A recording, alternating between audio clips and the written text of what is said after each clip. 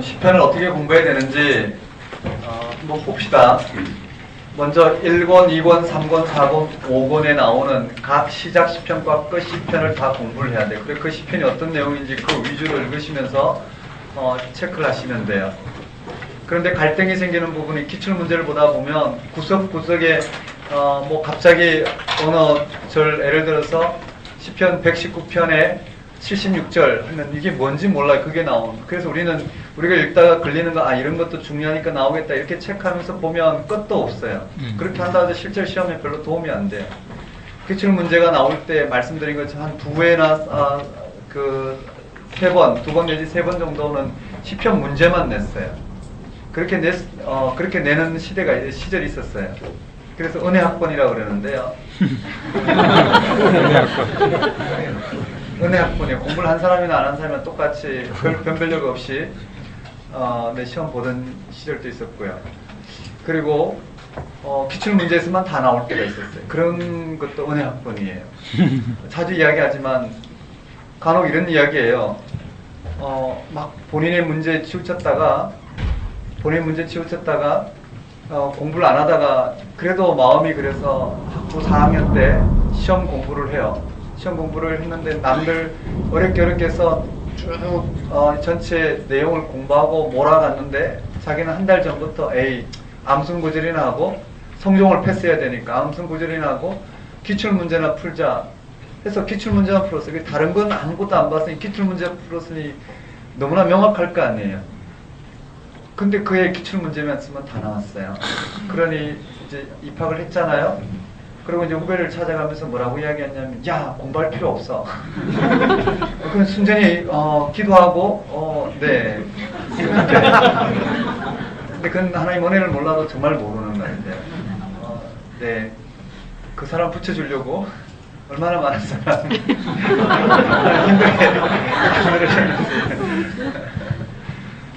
네, 그런 경우 있지만 그런 경우는 아주 특이한 경우고요. 그래서 네, 비가 오는 거죠. 예. 좋아요. 비 오는 날 산에 가보셨죠? 우위를 입고 산에 가면 정말 좋아요. 근데 가본 사람은 알아요. 비 올 때만 가려고 그래요. 이상한 사람도 만나지만은 그랬습니다.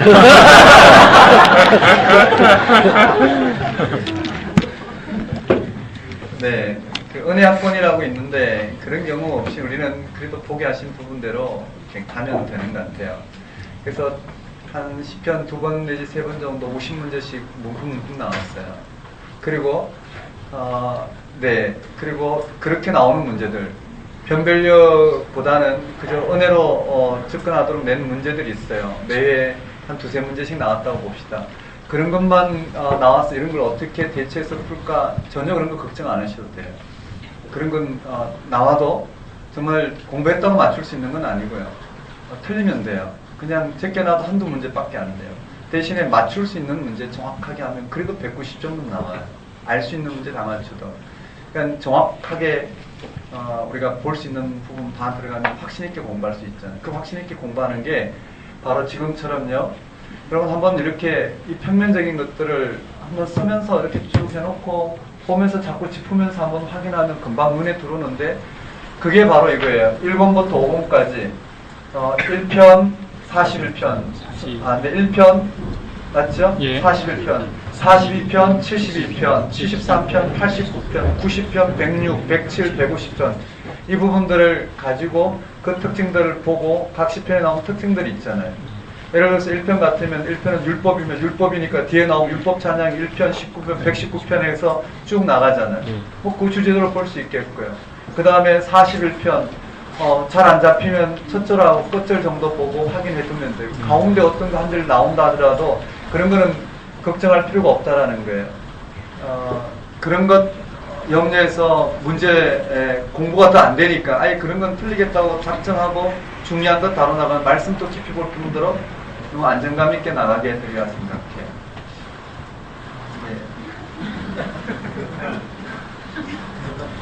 네. 그리고 지연이대로 분류된 것. 지연이 분류돼 있어요. 다윗 맞죠? 아니 지연이. 예. 다 대부분 다윗 1편은 1권은 다 지연이가 다윗으로 되어 있어요. 표지 없는 경우도 있지만 2권은 42편, 72편 속에 첫 번째 누구 시편이 누구 시편이 나오죠? 고라예요. 그럼 위치가 생각나잖아요. 고라 시편이 다 나오고 끝에 하나가 아삽 시편이더라. 그리고 마지막이 솔로몬 시편이더라. 맞죠? 예. 그 다음 73편부터는 아삽의 시가 나오는데 뒤에는 고라와 다윗과 에단, 헤만과 에단이 나왔더라. 어떻게 나왔나 위치 한번 보고 그려보고 머릿속에 생각하면 금방 떠오를 거예요. 지금 떠오르실 거예요. 맞죠? 예. 여러분 여기에 전체 표현해놓고 표현하는 이 바둑판에 이런 부분들은 우리 단순한 암기력 같은 경우들을 딱 묶어주기 때문에요. 여기다 다 어느 정도 공부한 내용들 정리해놓고는 이것 따라서 본문을 내용을 봐도 굉장히 효과적이라고 봐요. 그 다음에 지연이 그 다음에 제 3권이 72편 맞죠? 예. 72편, 89편. 제 4권이 90편이에요. 솔로몬 시편, 아니 모세 시편, 90편 모세 시편이에요. 90편 106편이에요. 그 다음에 107편, 150편 가운데 127편이 솔로몬 시편, 즉 72편과 127편이었다라는. 그 다음에 표제어가 나왔어요. 표제에 보면 다윗의 기도라는 들어간 부분 나와요. 맞죠? 다윗의 기도가 어디 나오나요? 17, 86. 네, 17, 86. 그 다음에 모세의 기도는요? 90. 이렇게 세 가지 기도라는 제목으로 나와요. 그리고 거기에 우리가 살펴봐야 될 부분이 낙승가인가요? 몇 세? 30세, 30장. 그러면 표제에 붙은 그 낙승가 같은 경우 표제에 붙은 건 공부하면 되는 거예요. 우리가 들어가 공부하게 될 건데. 그 다음에 기념케 하는 시 38세, 70세. 그냥 또 올려보면 되죠. 맞나요? 그 다음에 사랑의 노래 45. 사랑의 노래가 왜 45일까? 왜 45일까 해서 외우면 되잖아요.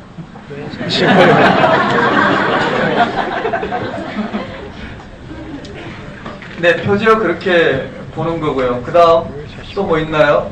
찬송시 넘어가고요. 감사시가 몇 편이죠? 100편.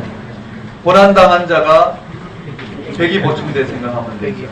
그 다음에 다윗생의 일정한 그 표제가 붙어있는 내용은 우리가 방금 다뤘어요. 3편 다뤘죠. 맞나요? 3편과 4편 연결되는데요. 3편 다뤘고 그 다음에 몇 편이죠? 3편, 7편, 3, 7, 18, 그 다음 34, 142, 그 다음에 앞에 가서 51부터 63까지 아닌 거 53, 55, 58, 61, 62 몇 번 반복해보면 쉽게 들어와요. 그 안에 우리가 공부를 하는 거예요. 그 안에 공부를 또 그 다음에 성전으로 올라가는 노래 여러분 이렇게 한번 해보고 팔짱을 껴서 이렇게 팔을 이렇게 한번 올려봅시다. 따라해볼까요? 120편 134편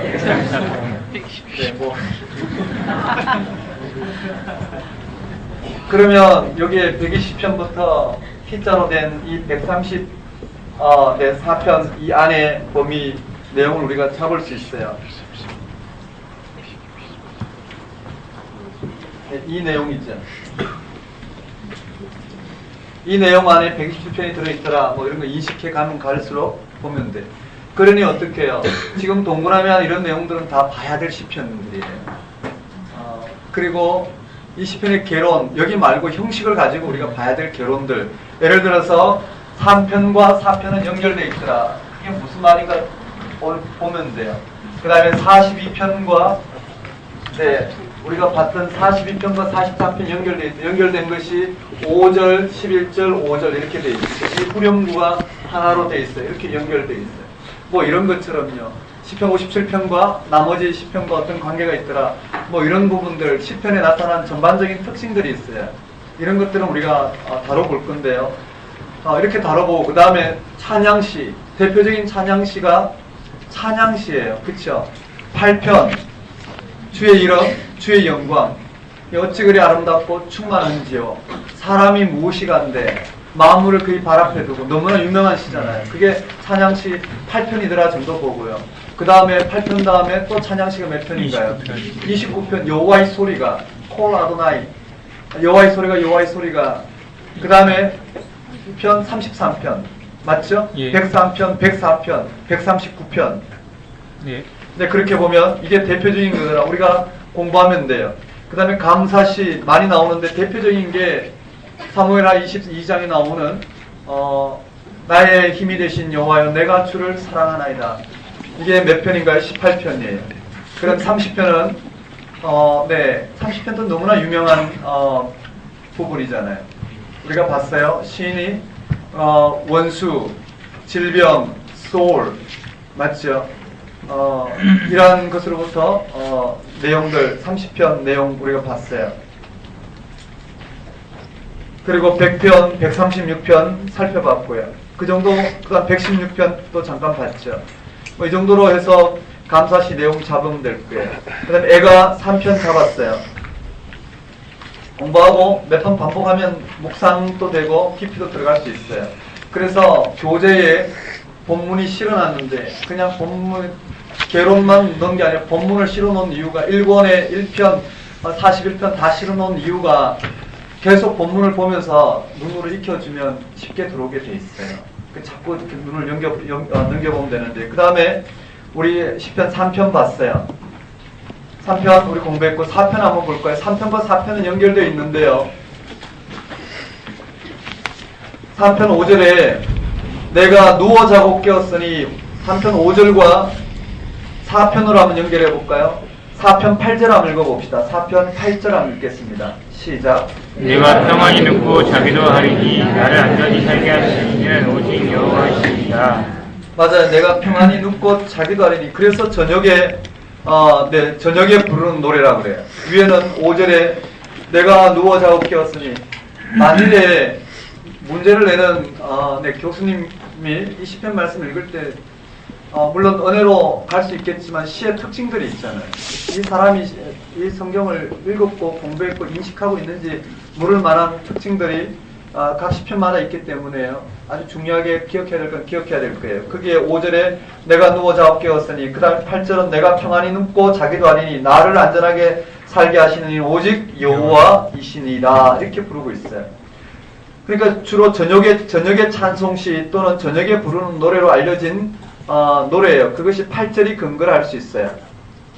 그런데 이 시편은요 3편과 연결되어 있어요. 3편과 4편은 하나의 시편으로 이렇게 연결되어 있다고 흔히들 이야기해요. 내용이 그렇게 되어 있어요.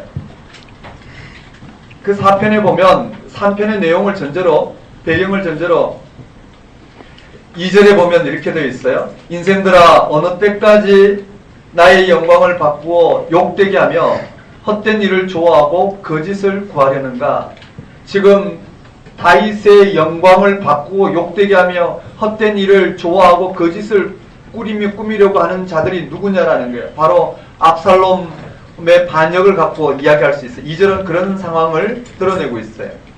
그러니까 비참하고 황당한 상황을 보고 다윗은 본문 2절에 인생들아 어느 때까지 나의 영광을 바꾸어 욕되게 하며 헛된 일을 좋아하고 거짓을 구하려는가. 그게 인생들아 내 문을 한번 쳐보면은요. 이 말은 위에서 언급된 대적들이에요. 1절에 3장 1절에 언급된 대적들일 거예요. 또 많은 사람들이 대적하는 그들일 거예요.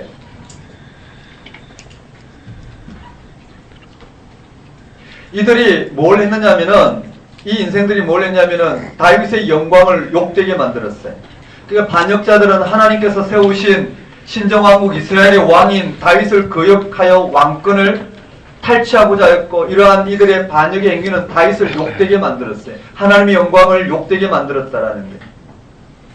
2절은 계속되어 영광을 받고 욕되게 하며 헛된 구하고 거짓을 구하려는가. 그들이 향한 행위는 세 가지. 영광을 받고 욕되게 하며 헛된 일을 좋아하고 거짓을 구하려는가.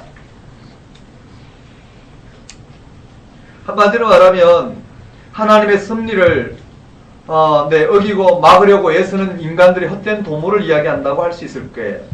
그러니까 다윗의 2절의 말을 종합해보면 다윗은 너무나도 괴로운 상태에 놓여 있다는 걸 알게 돼요. 다윗은 사랑하는 아들과 부하로부터 배신을 당하고 이제 자신의 모든 영광과 명예가 땅에 떨어지는 수치를 당하게 되었어요.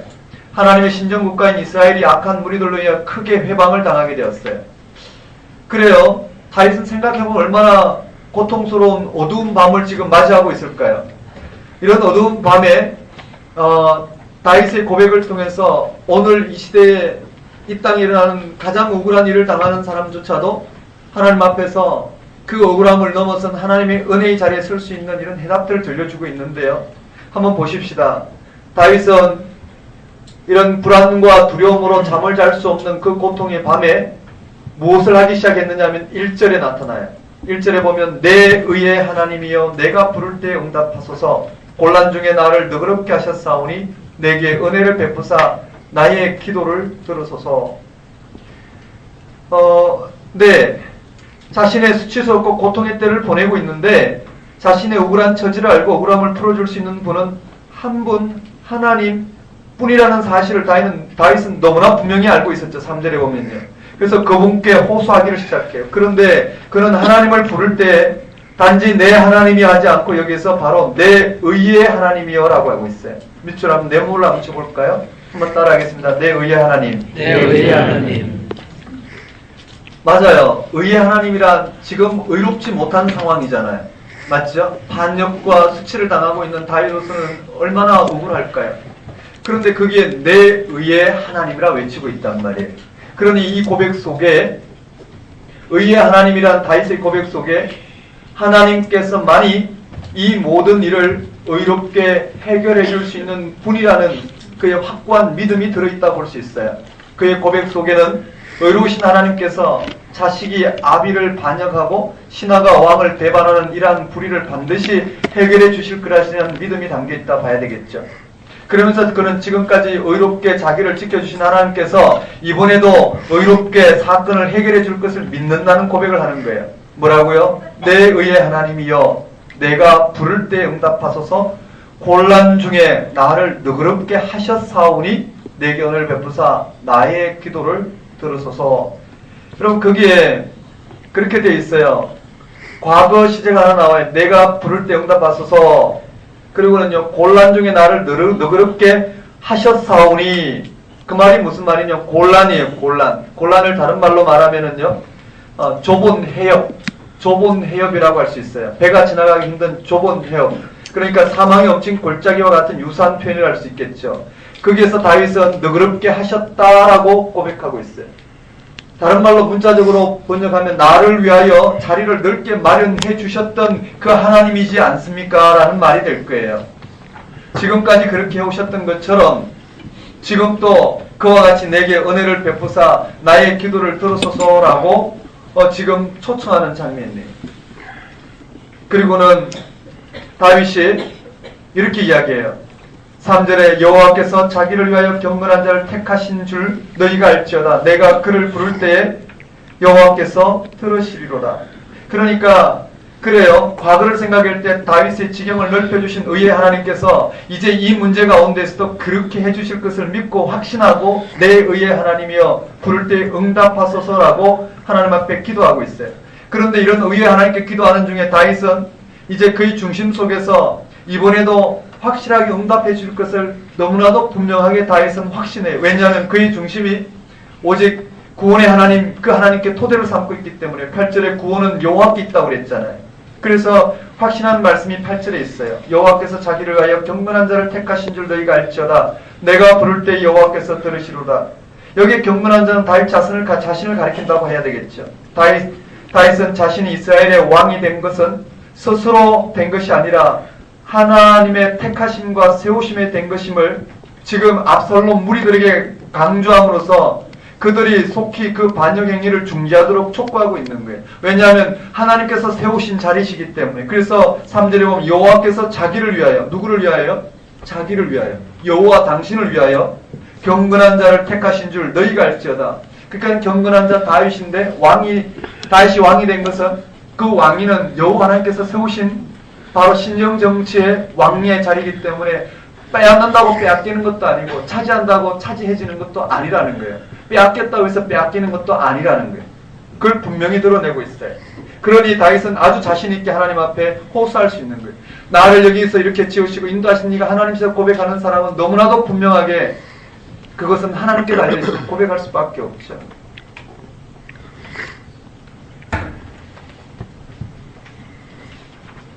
다른 말로 말하면 다윗이 왕이 된 것은 하나님께 세우셨기 때문에 그들의 구태타는 실패할 수밖에 없다라는 거예요. 이것은 누가 할 수 있을까요? 자기의 정체성에 분명한 인식, 구원의 토대가 분명히 하나님께 있을 때만이 맺출 수 있는 소리를 할 수 있을 거예요.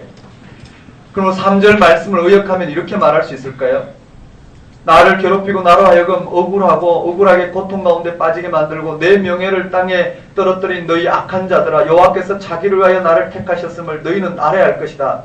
따라서 여호와께서는 내가 부를 때 내 기도를 들으신다. 왜요? 내가 부르짖는 것은 바로 하나님의 뜻이기 때문에, 자기를 위하여 세우신 왕의 자리이기 때문에, 하나님이 세우신 그 왕의 자리를 하나님 뜻대로 세우시도록 부르셨기 때문에 반드시 이루어질 거라는 거예요. 그러면 너희들은 속히 돌이켜 회개하라는 말이에요. 그래요. 이 억울한 자리, 절망스러운 자리에, 고통스러운 자리에 하나님은 결코 다윗을 내버려 두시지 않을 것이라는 것을 확신할 수 있어요. 자, 이렇게 고통스러운 하루를 보낸 후에 잠자리에 들기 전에 의의 하나님께 기도한 다윗은 이제 한 가지 결심을 하게 돼요. 그것은 이 억울한 상황, 이 고통스러운 상황에서 결코 분내지 않겠다고 그랬어요. 이것을 확인한 다윗은 결코 분내지 않겠다고 했어요. 4절에 보면 너희는 떨며 범죄하지 말지어다. 자리에 누워 심중에 말하고 잠잠할지어다. 너희는 떨며 범죄치 말지어다. 자리에 누워 심중에 말하고 잠잠할지어다. 떨다란 말, 그것이 무슨 말이냐? 분노하다, 분개하다는 뜻이에요. 분노하다, 분개하다. 우리도 흔히 그렇게 이야기하죠. 너무 분할 때 치를 떤다라고 이야기하는 그 떤다는 표현이 언급되어 있어요. 너희는 떨며 분이 나서 떠는 거예요. 범죄하지 말지어다. 4절을 해석하는 한 가지 어려움이 있는데요. 너희라는 말이 누구를 지칭하는가 하는 말이에요. 언뜻 보기에는 다윗이 원수들을 향하여 말하여, 원수를 향하여 너희는 떨며 범죄하지 말지어다 말하는 듯이 보이지만, 이 말은 다윗이 자기 자신에게 하고 있는 말이에요. 그러므로 여기에 너희라는 말은 다윗을 포함한 일반적인 다윗과 함께한 사람들 너희로 해석하는 것이 문맥상 바른 해석이라고 그래요. 그렇다면 4절 말씀은 이런 뜻이 돼요. 나는 어떠한 억울한 상황이 닥친다 하더라도 결코 분을 내어 하나님 앞에 범죄하지 않겠다는 각오로 보는 게 좋지 않을까 생각해요. 그러니까 너희는 떨며 범죄하지 말지어다. 또는 이 너희는 다윗과 함께함으로 억울함에 대해서 그 억울함을 갚고자 하는 다윗 동행물이라고 볼 수 있겠죠. 근데 다윗은 그렇게 하지 말지어라는 거예요. 그냥 잠잠하라는 거예요. 그래요. 그리고는 5절로 가면, 5절에 가면 의의 제사를 드리고 여호와를 의지할지어다. 내가 하나님 앞에서 범죄치 않겠다고 소극적인 태도를 4절에 보였다가 이제 적극적인 태도로 가요. 내가 그러한 3절과 같이 확신한 하나님 앞에서 4절과 5절 같은 반응이 나와요. 그러니까 4절은 소극적으로 내가 이 일에 분내지 않겠다라는 거예요. 그리고 잠잠할 거라고 고백해요. 하나님 하실 때까지요. 그리고는 한 단계 더 나아가서 의로운 삶을 살겠다고 그래요. 의의 제사를 드리고 의로운 삶을 살겠대. 원수들이 아무리 공격하고 억울하게 만든다 하더라도 그들과 같이 원수를 갚지 않겠어. 오히려 의로운 삶을 살겠다는 고백 정도로 보면 될 거예요. 의의 제사를 드리겠다고 선언해요. 그러니까 어떠한 경우에도 하나님을 원망하는 것이 아니라 그만을 신뢰하는 삶을 살겠다는 뜻이겠죠. 왜냐하면 모든 게 하나님께 있고 주권, 즉 우리의 구원이 여호와께 있기 때문에 내가 이 땅에서 겪는 크고 작은 이런 문제들이 나의 구원, 나의 삶의 승패 여부가 아니라 그 하나님이 내 삶의 전부이기 때문에 하나님이 나를 왕으로 세우셨다면 그는 하나님이 자기 일을 세우신 것이고, 나를 이와 같이 원수들의 무리 앞에 쫓겨나게 했다면 하나님이 언젠가 돌이키실 것이라는 것, 그 하나님 앞에 토대를 두는 그는 하나님 앞에 범죄하지 않고 신뢰하고 끝까지 이 어려운 삶을 살겠다라는 것을 지금 고백하고 있어요. 그래요. 네, 역경과 어려움 속에서, 억울함 속에서 시인은 오히려 정말 확고한 하나님에 대한 존재와 신뢰를 지금 드러내고 있어요. 이렇게 소극적이고 적극적인 하나님 앞에서의 의지를 드러낸 이 시인은 6절에 보면 이렇게 되어 있어요. 네, 6절 한번 읽어볼까요? 읽겠습니다. 시작. 여러 사람의 말이 우리에게 손해 보일 자 누구뇨 하오니 여호와여 주의 얼굴을 들어 우리에게 비추소서. 네, 여호와여 주의 얼굴을 들어 우리에게 비추소서. 마치 민수기 몇 장인가요? 민수기 6장에 나오는 제사장 축복문과 같아요. 다윗을 따르고 있는 무리들 가운데는 이런 억울하고 고통스러운 상황을 견디지 못하여 아마 6절과 같이 표현했을 거예요. 여러 사람의 말이라 다윗을 함께 동행하고 쫓겨난 무리들이겠죠. 우리에게 선을 보일 자 누구냐 하오니 여호와여 주의 얼굴을 들어 우리에게 비추소서. 그렇게 단식하는 사람들이 있었을 텐데요. 도대체 자식이 부모를 죽이려 하는 일이 이런 일이 어떻게 일어날 수 있느냐고 탄식하는 무리들이 생겨났을 거예요. 사실 그 소리를 들은 다윗 일순간 그 마음이 흔들리지 않을 수 없었을 거예요. 어쩌면 지금 이 고통의 당사자는 다윗이었기에 누구보다도 가장 고통스러운 가운데 있는 본인이었잖아요. 그래서 우리에게 선을 보일 자 누구입니까? 도대체 하나님은 어디 계십니까? 하나님께서 우리가 이렇게 사망의 엄청난 골짜기에 있는 것을 아시기나 하는 것입니까? 라고 의심하며 탄식하는 소리를 다윗이 들었을 때 그 마음이 흔들리지 않을 수 없었을 거예요. 그렇지만 다윗은 그런 마음을 가다듬고 다시 한번 그 모든 의구심을 물리치며 지금 6절과 같은 말씀을 선포하고 있어요. 여호와여 주의 얼굴을 들어 우리에게 비추소서. 이 말씀 속에 모든 게 다 들어있어요. 이 말씀은 당시 이스라엘 백성들이요 예배를 할 때 제사장들을 통해서 주어지던 축복, 말씀적 축도였어요. 다윗의 이 기도는 하나님께서 대제사장 아론에게 백성들을 위하여 축복 기도를 할 때 이렇게 하라고 주신 말씀이에요. 성경에는 두 가지 축도가 있는데 구약의 아론의 축복 기도예요. 하나는 신약의 바울의 축복 기도죠. 아론의 축복 기도는 민수기 6장 24절 26절에 나와요. 여호와는 내게 복을 주시고 너를 지키시기 원하며 여호와는 그 얼굴로 내게 비추사 은혜 베푸시길 원하며 여호와는 그 얼굴을 내게로 향하여 드사 평강 주시기를 원하노라. 칼빈과 루터도 아주 절개하던 축도문이었죠. 그래요. 다윗은 지금 자기가 드릴 예배 때마다 들어오던 아론을 통해 주어진 하나님의 그 축복의 말씀을 상기하고 자신이 의심하며 자신의 의심하며 흔들린 마음을 지금 물리치고 있어요. 뭐라고요? 늘 축복했던 축도문을 통해서 여호와여 주의 얼굴을 들어 우리에게 비추소서. 해석하면 어떻게 될까요? 하나님 많은 사람들이 우리에게 선을 보일 자가 누구냐 말하고 있사오니 이제 주의 얼굴을 들어 우리에게 비추어 주시옵소서. 긍휼을 구하고 있어요. 그래요. 고통 속에서도 하나님 한 번만 그 얼굴의 빛을 발하시면 모든 상황은 순식간에 변할 수 있다는 거예요. 전적인 주권이 하나님께서는 고백해요. 하나님 얼굴에 빛을 발하시면 어두운 밤은 일순간에 변하여 밝은 낮으로 변한 것을 믿는다는 고백이에요. 다윗은 지금 사망의 엄중한 골짜기에서도 하나님께서 그 밝은 얼굴을 드시사 한 번만이라도 미소를 짓기만 하면 모든 것이 변하고 마침내 승리하게 될 것을 다시 한번 굳게 확신하고 이 부분 긍휼을 구하는 요청을 하고 있다고 보고 있어요. 그리고 마지막에 7절 말씀을 한번 볼까요? 다윗이 이렇게 기도하였더니 그의 심령 속에 기쁨이 다시 넘쳐흐르기 시작해. 7절 말씀을 보면 주께서 내 마음에 두신 기쁨은 그들의 곡식과 새 포도주가 풍성할 때보다 더 하나이다. 이 주께서 내 마음에 두신 기쁨은 무엇일까요? 주께서 내 마음에 두신 기쁨은 3, 4절에 대해서 3절에 이 왕위는 하나님이 세우셨고 하나님께서 자기를 위하여 세우신 것이라는 거예요. 그러니 어떻게 해요? 그 어떤 누구도 흔들 수가 없다라는 거예요. 그 앞에 다윗은 소극적으로는 분노하지 않고 잠잠하게 그 일을 기다리는 거예요. 적극적으로는 여전히 하나님을 신뢰하며 하나님이 세우신 그 의로운 길을 가는 거예요. 하지만 마음에 의심이 든다 하더라도 다윗은 여호와여 주의 얼굴을 들어 우리에게 비추소서. 다시 한번 생각하는 거예요. 여호와께서 당신 얼굴을 비추기만 하면 이 모든 어두움은 다 그치게 될 것이라는 거예요. 하나님 앞에 전적인 소망을 두게 되는 거예요. 그 다윗이 마음이 편했을까요? 안 편했을까요? 한순간에 평안한 가운데 갔을 거예요. 왜냐하면 움켜잡으려고 하지 않고 자신이 왕이 된 것이 전적인 하나님 은혜 가운데 주어졌다면 하나님께서 세우신 영광의 자리라면 그 누구도 허물 수 없을 거예요. 지금 눈에 보기에는 허물어지는 것 같지만 그 일을 위해서 할 수 있는 것은 그 왕위를 세우신 하나님 한 분만을 신뢰하는 것 외에는 다른 방법이 없어요. 그것이 결정적이라는 것을 고백해요. 그러니 두려움은 사라지게 될 거예요. 맞죠?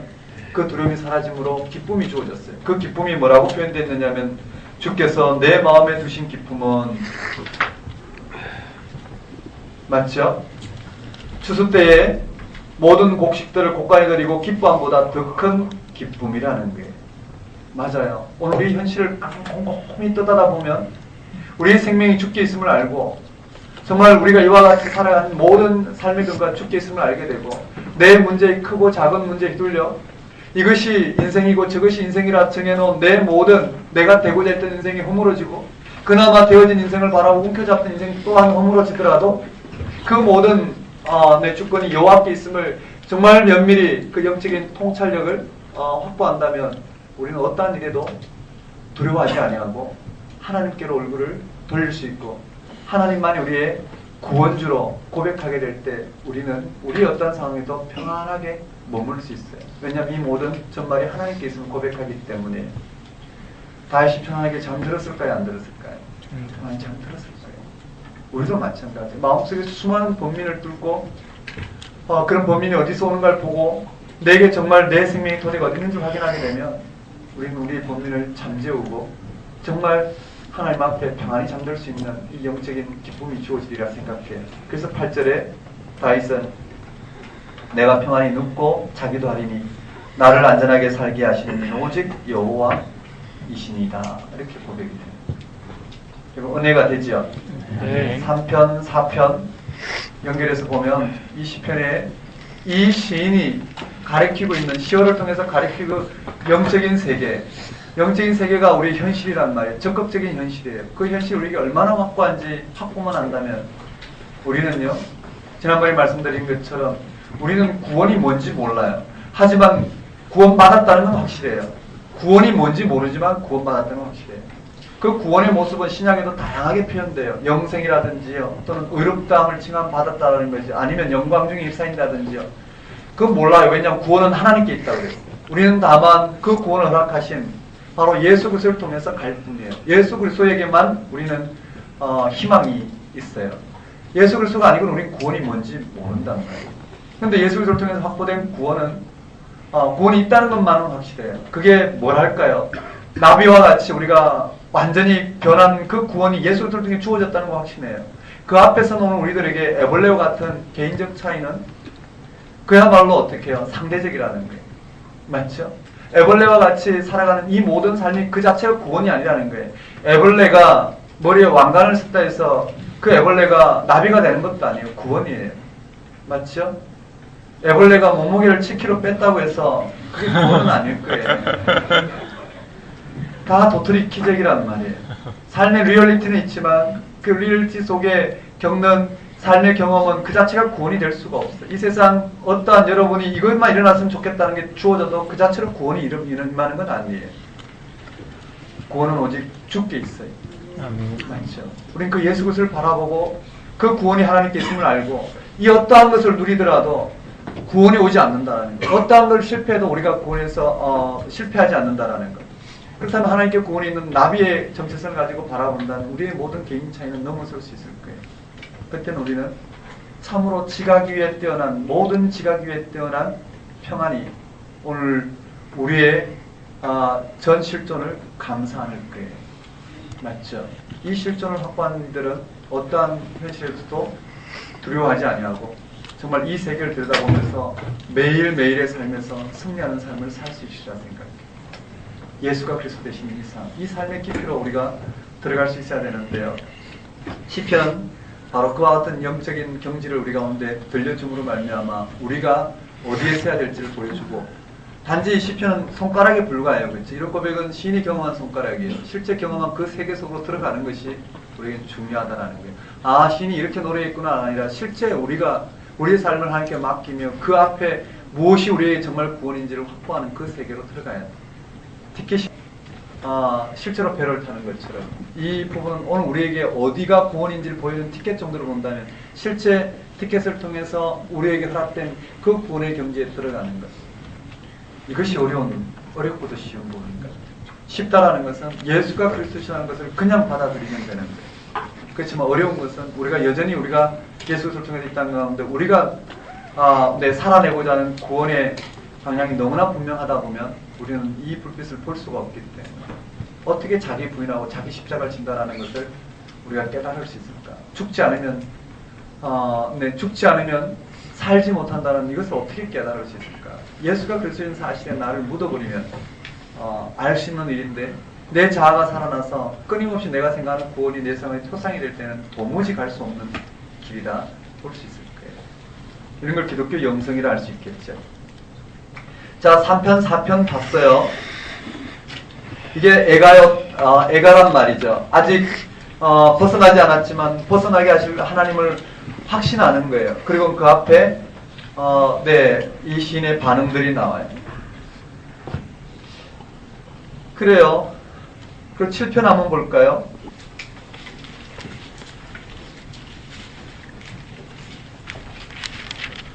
7편 1절 한번 읽어보십시다. 읽겠습니다. 시작.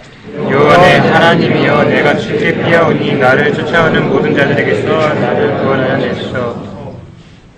표제어 나와 있죠. 예. 1절 바로 위에 다윗의 시가yon 베냐민인 구시의 말에 따라 여호와께 드린 노래.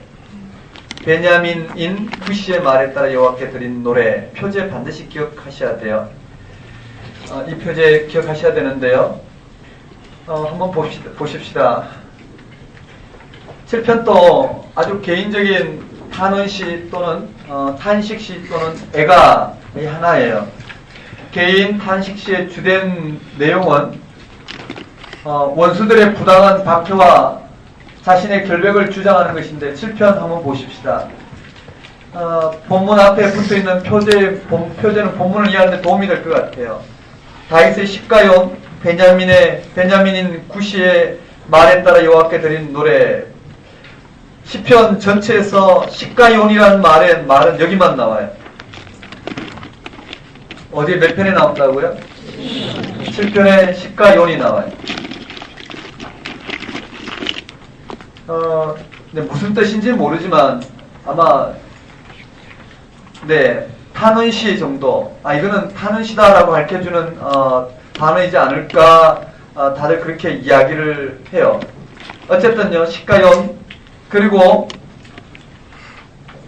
다윗이 그의 원수들의 박해로 인해서 하나님께 부르짖으며 그에게 자신의 결백을 주장하였던 시라는 특징이 시가용으로 드러난다면, 그 구시라는 이름을 지닌 베냐민 사람은 또 여기에서만 언급되고 있는데 어떤 사람인지 또 자세히 알 수는 없어요. 그러나 다윗이 베냐민 지파 출신 사울의 생전이나 사후에 베냐민 사람들이 반대에 부딪혔다는 사실은 여러 곳에 기록되어 있어요. 그 구시라는 베냐민 사람이 다윗에게 무슨 말을 했는지 정확히 알 수 없으나 아무튼 다윗은 그로부터 근거 없는 부당한 비난을 받고 이에 대해 하나님께 호소하는 기도를 드린 것이 이 시편 정도로 보면 돼요. 그러니까 시가용은 다윗이 억울함을 하나님께 탄식 정도로 보면 되고요. 그리고 구시는 시므이처럼 다윗이 왕이 된 것에 대해서 사울 왕족 계통 베냐민 지파의 구시가 아마 악담을 했던 것 같아요. 그런 것에 따라서 여호와 앞에 탄식하는 억울함을 호소하는 기도 형식을 보여줬다. 이렇게 보면 될 것 같네요. 그러면 한번 봅시다. 또 거기에 쉘라라고 돼 있죠. 5절 끝에 쉘라라는 의미가 있어요. 무슨 의미인지 정확히 밝혀지지는 않지만은요. 아무튼 거기에는 5절과 6절이 구분된다는 뜻이기도 하겠고요. 이 대목에서 끊어서 한번 깊이 한번 생각해 봐라 하는 뜻도 될 수 있을 거고요. 여러 가지 기능이 있을 수 있어요. 자, 한번 들어가 봅시다. 시편 7편이에요.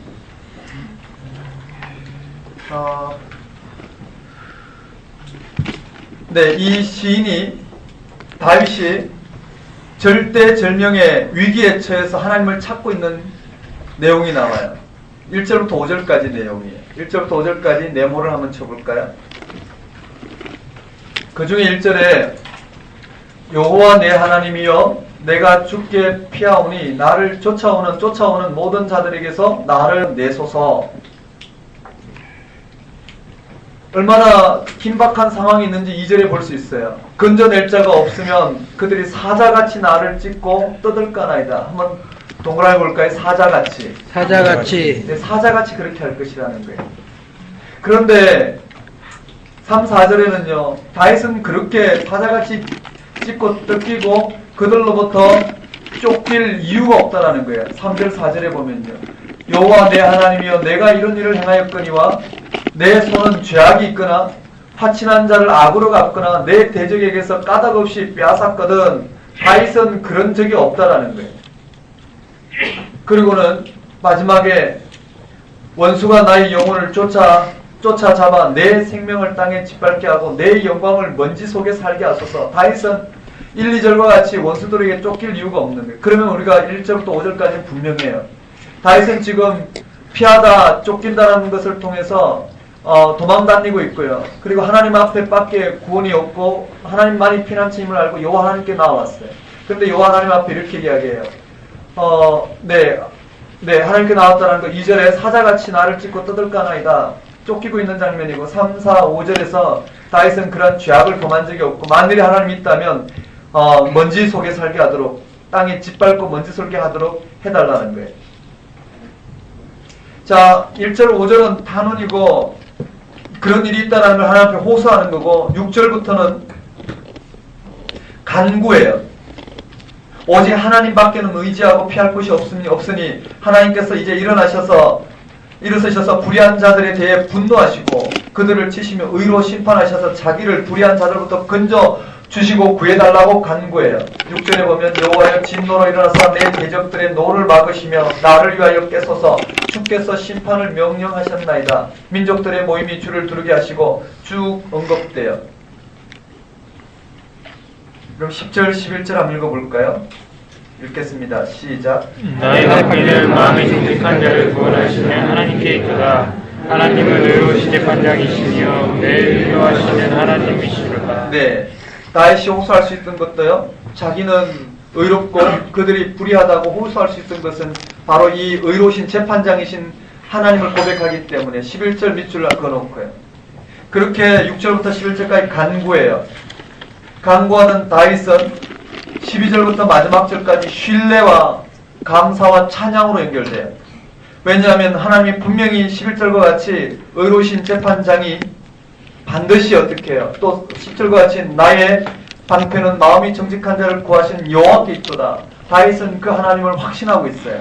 그러니 어떻게 그 간구 속에 이 하나님을 확신하기 때문에 다윗은 감사, 찬양, 신뢰로 바뀔 수 있어요. 12절에 사람이 회개하지 아니하면 그가 그의 칼을 가심이여 그의 활을 이미 당겨 예비하셨도다. 죽일 도구를 또한 예비하시며 그가 만든 화살은 불화살들이로다. 악인이 죄악을 낳으며 재앙을 베어 거짓을 낳았도다. 그가 웅덩이를 파 만듦이여 그가 만든 함정에 빠졌도다. 그의 재앙은 자기 머리로 돌아가고 그의 포악은 자기 정수리에 내리로다. 내가 여호와께 그의 의를 따라 감사하며 지존하신 여호와 이름을 찬양하리로다. 그렇게 연결되어 있어요. 그러니까 이 하나님 앞에서 12절, 13절, 14절, 15절, 16절은 반드시 멸망할 것이고 17절에 그렇게 의를 구하고 하나님 의에 따라서 하나님이 의에 따라서 악인을 멸하시고 의인을 구원하시는 그 하나님을 감사하고 찬양하는 노래로 연결됐어요. 그러니까 시편 7편은요. 억울한 비난과 불의한 중상 모략을 당하더라도 두려우지 말고 하나님을 찾으며 그에게 아뢰라는 거예요.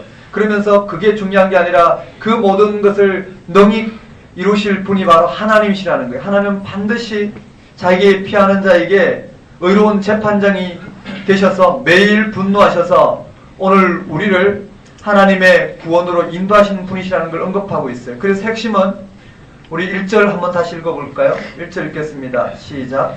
여호와 내 하나님이여 내가 주께 피하오니 나를 쫓아 모든 자에게서 나를 구원하소서. 네. 그래서 하나님께로 피할 수밖에 없는 이유가 나와 있고요. 특별히 10절, 11절은 시인이 하나님께 피하는 이유가 거기 있어요. 모든 억울함을 가지고 하나님께로 나아가는 이유가 여기 있어요. 바로 의로운 재판장이시래요.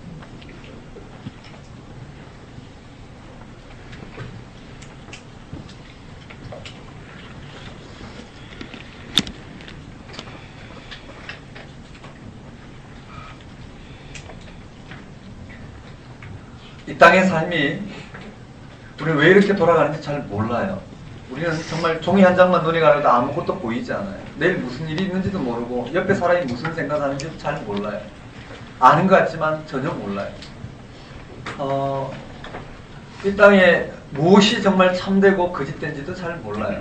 이렇게 잠정적인 방식으로 살아가는 이런 역할에 이 땅에 집을 얻고 이 시대의 가치 기준에 집을 사고 재산을 축적하고 노후 대책을 하고 그것이 정말 우리에게 진짜 인생인지 우리는 잘 몰라요. 그것을 하지 않았다고 해서 억울하고 내가 좀 더 남들보다 좀 가난하고 좀 더 질병 가운데 있다고 해서 그것이 그렇게 실패한 인생이 아니라는 거예요.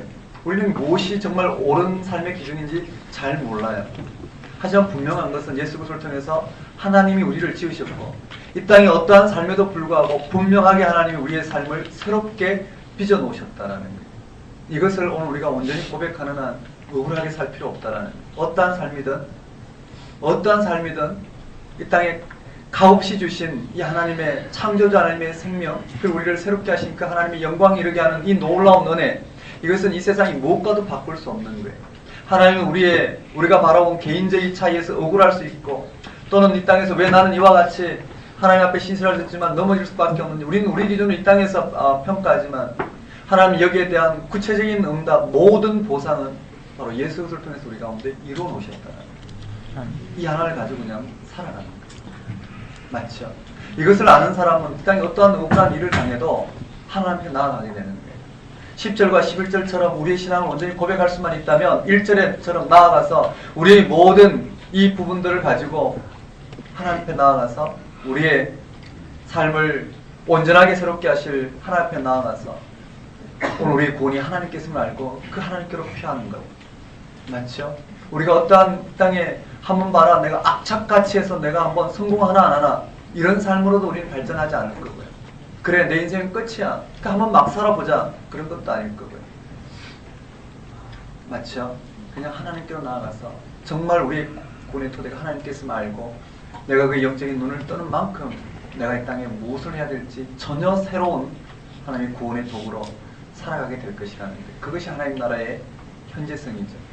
한번 봐요. 이미 하나님 나라가 임하였잖아요. 예수 그리스도의 십자가의 죽음과 부활 생명을 통해 이미 하나님 나라가 임하였고 아직 완성되지 않았어요.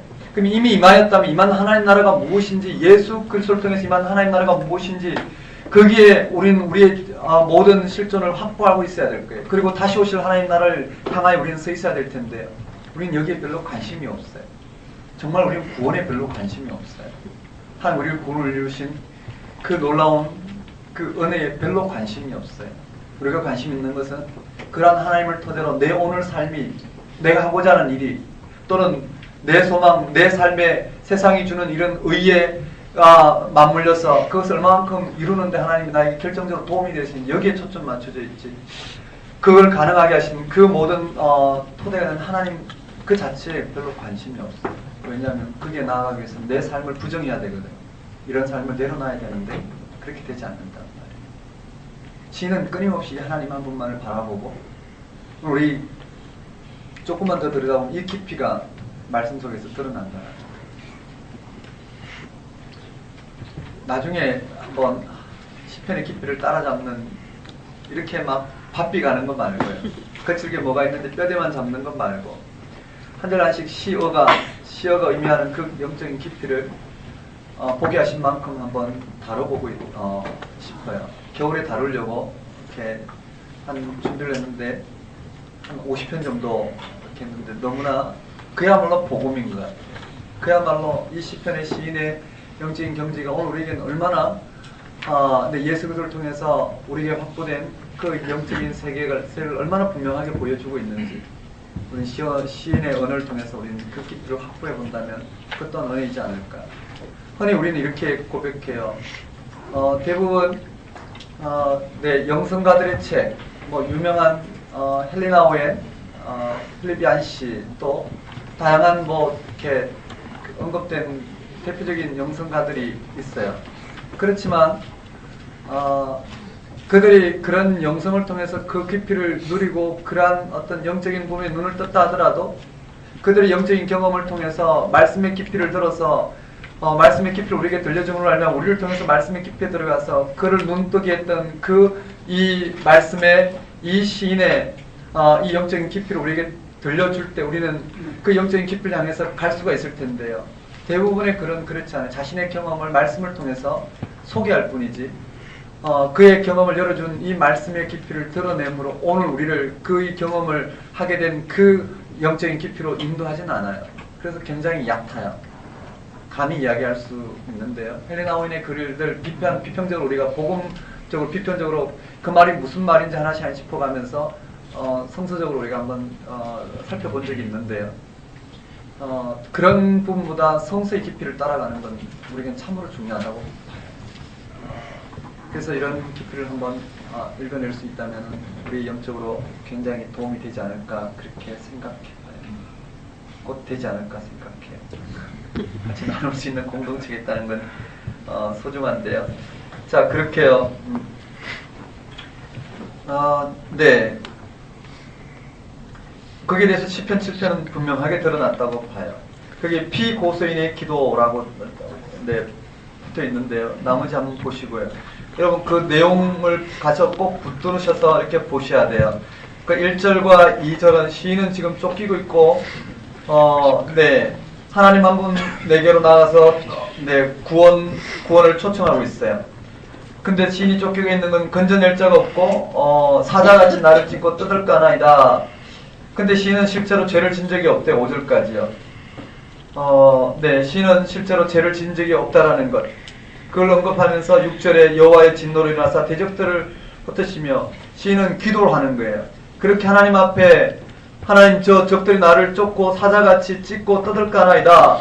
하나님 근데 나는 죄를 진 적이 없고 죄를 진 적이 있다면 하나님 나를 이와 같이 먼지같이 여기소서. 그래 놓고는 하나님 앞에 나아가서 6절부터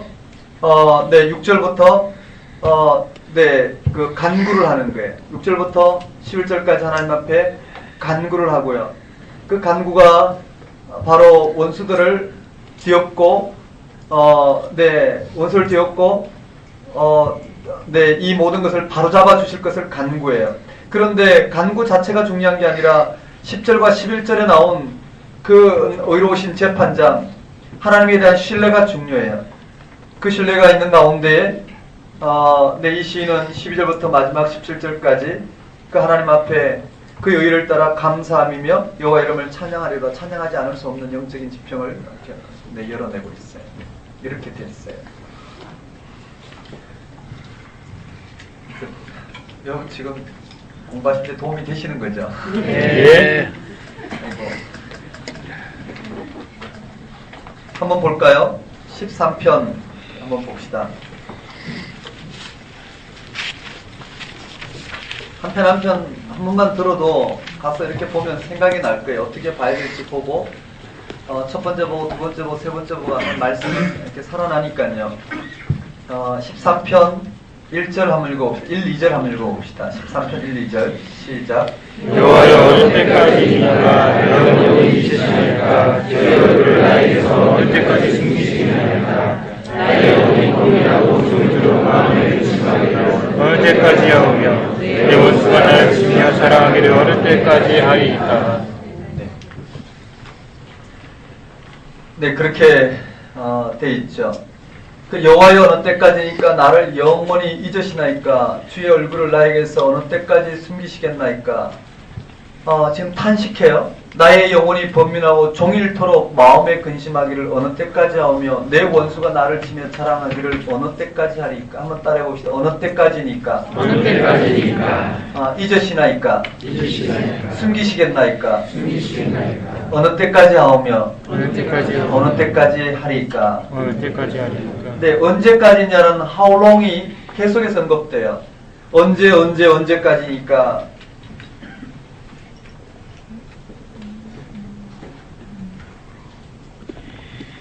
이게 이제 시적으로 보면은요, 이렇게 돼 있어요. 아드 아나. 그러니까 영어로 보면 how long이 되는데요. 언제까지니까. 계속해서 언제까지냐는 이 시적인 표현을 통해서 시인이 지금 어려운 상황, 견디기 어려운 상황이 있다는 것을 들려줘요. 몇 번인가 1, 2절에요. 4번이나 언급돼. 한번 따라해 볼까요? 아드 아나. 네, 아드 아나아가 어느 때까지니까 또 어느 때까지 또 어느 때까지 1절에 2번, 2절에 2번 언급이 되어 있네요. 4번이나 반복되어 있어요. 그러니까 자신의 삶이 원수의 세력에 의해 파괴되어가는 현장 속에 탄식하고 있는 절규라고 볼 수 있겠죠. 다윗이 이러한 탄식의 시를 쓰게 된 배경을 우리 정확히 알 수는 없어요. 그의 아픔이 무엇이었을까? 네, 육신의 질병이었을까? 아니면 정신적인 위기였을까? 아니면 정치적인 위기였을까? 잘 몰라요. 아무튼 분명한 것은 견디기 어려운 역경 가운데 이 탄식시를 쓰고 있다고 보면 돼요. 그런데 우리가 이 탄식시를 자세히 묵상해보면 한 가지 놀라운 사실을 발견하게 돼요. 그것은 바로 이 시가 하나님 어느 때까지니까 나를 영영히 잊었나이까 하는 절망으로 탄식하는 단계에서 시작하고 있지만 거기서 그치지 않고 여호와 내 하나님이여 나를 생각하사 응답하시고 나의 눈을 밝히소서 두렵건대 내가 사망의 잠을 잘까 합니다 라는 탄식에서 이제는 기도로 나아가요. 아까지도 마찬가지죠. 애가의 탄식에서 기도로 나간 것처럼요. 여기도 탄식에서 기도로 나가는 거예요. 그리고는 마지막 단계는요. 찬양하는 단계가 나와요. 아까 이제 우리 봤던 17절도 7장 7편도 마찬가지예요. 1절에서 5절까지는 탄식이요. 6절부터 11절까지는 기도요. 12절부터 17절까지는 특히 17절은 네, 찬양으로 나가는 거예요. 항상 이 구조로 이루어져 있어요. 오늘 이 시편을 통해서 절망의 탄식에서 찬송으로 나가는 놀라운 모습을 보게 되는 거예요. 그러니까 슬픈 탄식이 변하여 기쁜 노래가 되는 아주 고귀한 모습이, 고귀한 신앙의 단계가 잘 표현되어 있어요. 한번 보십시다. 슬픔과 기도와 찬양. 어떻게 보면 우리의 신앙의 여정은 이 세 가지가 반복된다고 봐야 되겠죠. 내 문제 앞에 내가 지금 탄식하고 있는가? 내 문제 앞에 내가 기도하고 있는가? 내 문제 앞에 내가 하나님을 찬양하고 있는가? 어느 날 찬양했나 싶으면 탄식하고 있고, 탄식했나 싶으면 기도하고 있고, 기도하고 있나 싶으면 내 입술에서 찬양하고 있는 이 지평이 늘 우리의 연약한 존재에, 네, 우리의 심령 가운데 매일 하루의 삶에도 반복된다라는 거예요. 오늘 우리는 분명히 찬양의 단계 이 지평이 우리 가운데 열려야 될 텐데요. 한번 봅시다. 그게 1, 2절에 아드 아나 즉 언제까지입니까? 라는 말을 1절과 2절 가운데 4번씩이나 반복하고 있는 걸 봐서 아마 오랫동안 어떤 삶의 처절한 고통 가운데 신음하고 있다는 사실을 알게 돼요. 하나님 언제까지 나를 잊으시렵니까? 나를 영영히 잊으시렵니까? 언제까지 나를 외면하시렵니까? 그래요. 밤낮토록 정말 쓰라린 이 아픔을 언제까지 견뎌야 합니까? 언제까지 원수들이 우쭐대는 꼴을 봐야 합니까? 지금 그런 이야기를 하고 있는 거예요. 만일에 하루 정도의 고통이라면 아주 견딜 수 있어요. 며칠 정도라도 참을 수 있잖아요. 아니 한 주 정도라도 그냥 눈 딱 감고 하면 견딜 수 있을 거예요. 그러나 이것이 내 평생에 닥쳐온 문제라면 쉽지 않을 거라고요. 우리 인생들은 삶의 혼란이나 고통이 질병이 몇 주간을 계속하고 아니 몇 달 혹은 몇 년 계속되면 참으로 견딜 수 없는 지경에 대해 이런 탄식이 나오지 않을 수 없다 볼 수 있어요. 다윗은 지금 고통이 오래 계속되다 보니 그의 믿음도 이제 점점 연약해져 가기 시작했죠.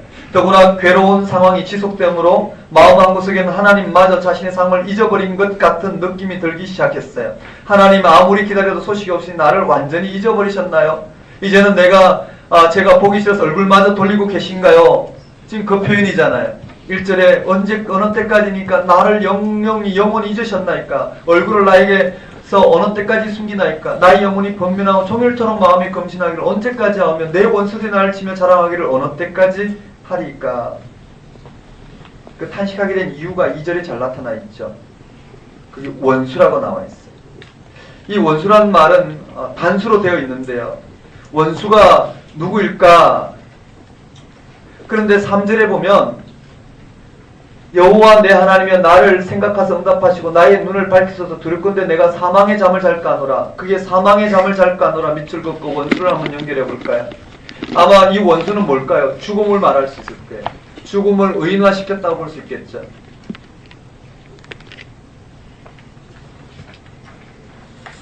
지금 다윗은 거의 어떻게 해요? 죽음을 앞두고 있는 상황이라 볼 수 있을 거예요.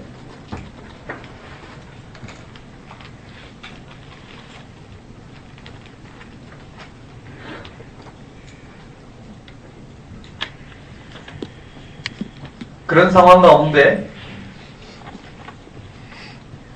다윗은 있고요. 그리고 거기서 한 단계 더 그런 단계에서 탄식하면서 죽음 앞에서 탄식하고 있는 다윗이 3절과 같이 한 단계 더 나아가요. 3, 4절 같이요. 여호와 내 하나님이여 나를 생각하사 응답하시고 나의 눈을 밝히소서. 두렵건대 내가 사망의 잠을 잘까 오며. 그래요. 다윗이 고백한 그 하나님, 거기에 보시면 4절 다 한번 읽어볼까요? 4절 한번 읽어보십시다. 시작.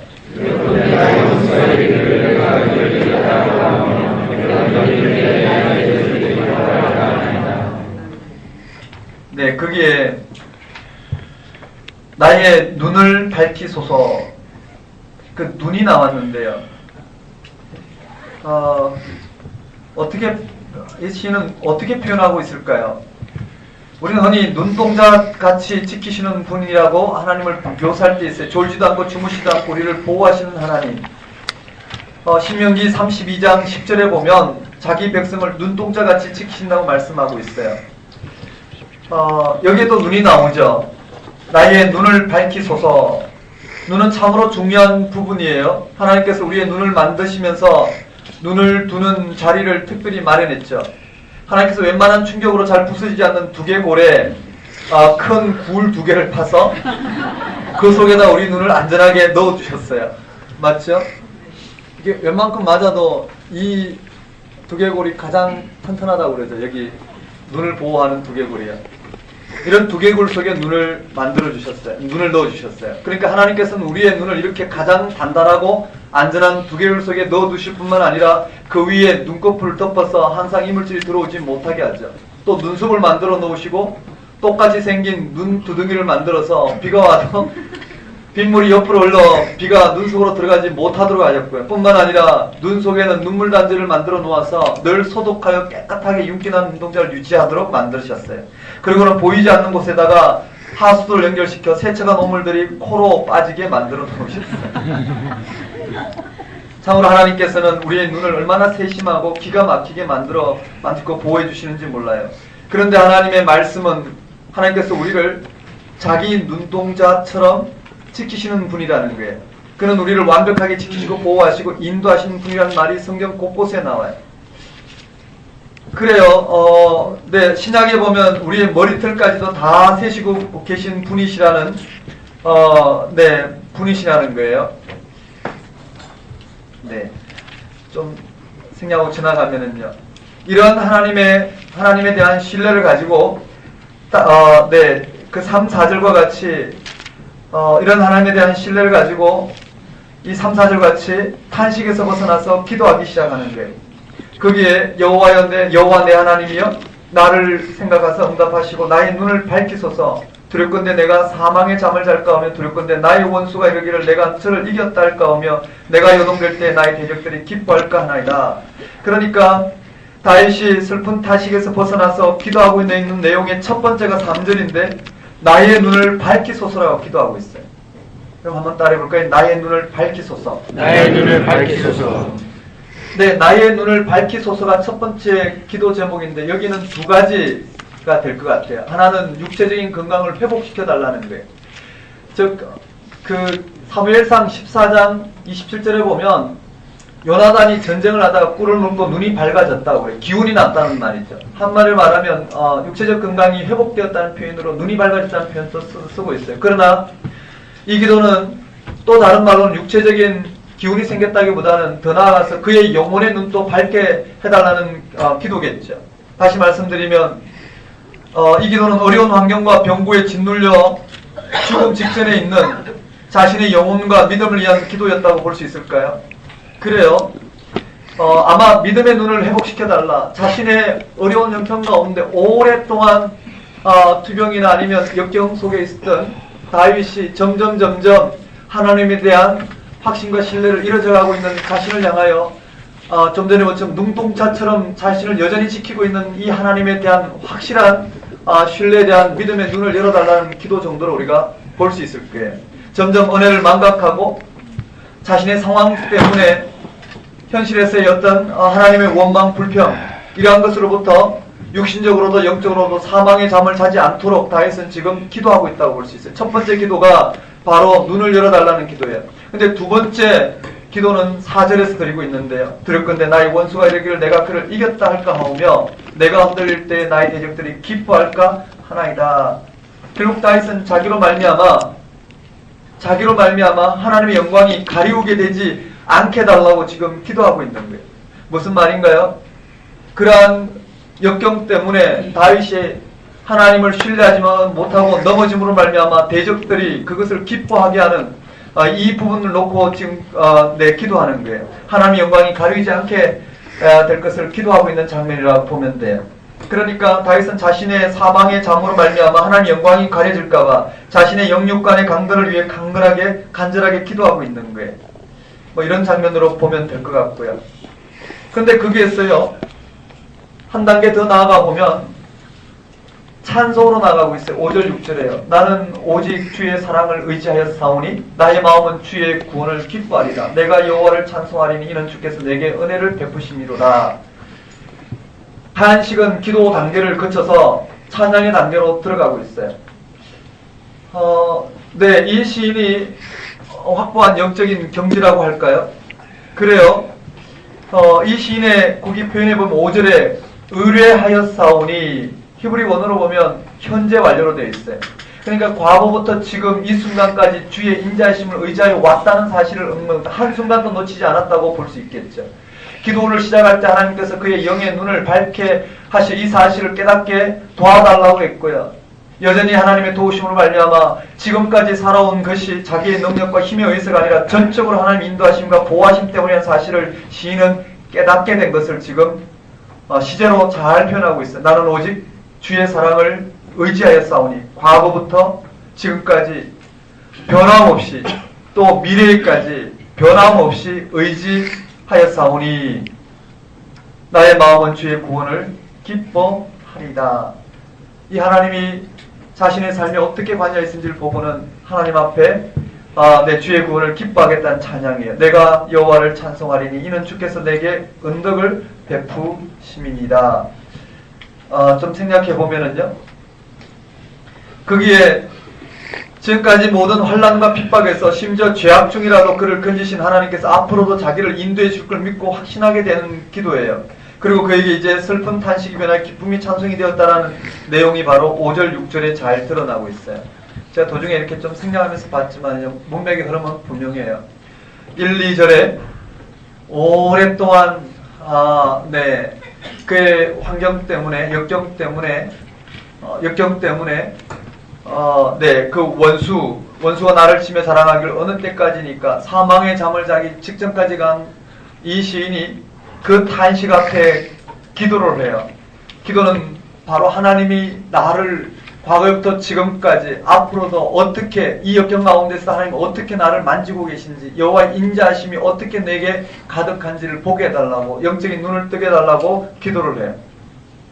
그리고 자신의 상황 때문에 역경에 넘어져서 하나님을 바라보지 못하고 원망하고 탄식하는 것을 통해서 원수가 조롱하는 하나님 영광이 가려지지 않도록 그렇게 기도해요.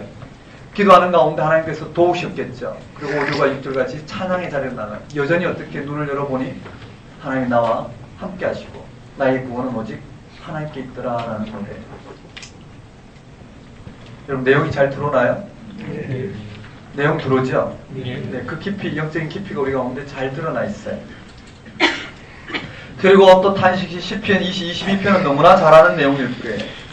시편 22편은 두 부분으로 나눠져요. 1편부터 21편, 22편부터 마지막까지. 아니 1편부터 1장부터 21절까지, 22절부터 마지막 절까지. 거기에 21절 밑줄 한번 거 볼까요? 나를 사자 입에서 구하소서. 다음부터요. 주께서 내게 응답하시고 들수의 불에서 구원하셨나이다. 한번 따라해볼까요? 응답하시고 구원하셨나이다. 맞아요. 주께서 내게 응답하시고 구원하셨나이다. 여기 딱 한 번 나와요. 단식하는데요. 13편과 똑같은 단식이에요. 내 하나님이여 내 하나님이 어찌하여 나를 버리셨나이까. 어찌 나를 멀리하여 돕지 아니하시며 내 신음소리를 듣지 아니하시나이까. 내 하나님이여 내가 낮에도 부르짖고 밤에도 잠잠하지 아니하오나 응답하지 아니하시나이다. 이렇게 있어요. 그리고는 3절에는 실제로 과거에 하나님이 도와주셨던 기억을 꺼내고요. 6절부터 18절까지는 실제로 고통당하는 현실을 언급하고 있어요. 그냥 보면 아마 쉽게 보일 거예요. 그리고는 딱 한 절이 언급되어 있어요. 그것도 한 절이 아니죠. 딱 절반, 반절로요. 주께서 내게 응답하시고 돌쇠의 뿔에서 구원하셨나이다. 네, 이 부분을 통해서 하나님 앞에 응답받은, 하나님께서 반드시 이와 같이 하실 것을 확신하고 기도하는 내용으로 끝나요. 그리고 22절부터 나중까지 또 진행 찬양 단계로 나아가는데요. 그렇게 되어 있어요. 한번 따라해 봅시다. 그게요. 한번 따라해 볼까요? 엘리 엘리 라마 사박다니. 엘리 엘리 라마 사박다니. 네, 이게 시편 신약에 인용된 말씀이에요. 시편 22편은 너무나 잘 알 수 있는 본문이고요. 그 다음에 시편 44편 22절 밑줄 그어볼까요? 시편 44편 22절 밑줄 그어봅시다. 읽어보겠습니다. 시작. 우리가 주님의 주를 위하여 중용을 당하게 되며 도살한 양같이 여김을 받는다. 이게 인용되어 있죠. 도살할 양같이 여김을 받았나이다. 나머지는 잡히는 만큼만 보면 되고요. 44편 그냥 넘어가겠습니다. 그럼 74편도 있고 79편도 있고, 네, 80편, 51편, 130편, 131편. 131편은 없죠. 짧은 시인데요. 131편 이렇게 돼 있어요. 이게 네, 에가에 나오는 시예요. 제가 이렇게 봤는데요. 네, 전체 개론과 무엇이 나오는지, 네, 그 시편에 대한 개요는 교재에 있는 정도면 충분해요. 근데 시편 한 편 한 편을 여러분 이렇게 몇 편 한 것 위주로 보시고 여기 표현된 정도로 기출문제 표시하고 하나씩 확인하시면 명확하게 시편은 잡을 수 있을 거예요. 나머지는 그냥 주어진 만큼만 해 나가시면 돼요. 예. 자, 우리 쉬었다가 그러면 131편 묵상하고 나머지 뒷부분 한번 보도록 하겠습니다. 10분 쉬겠습니다.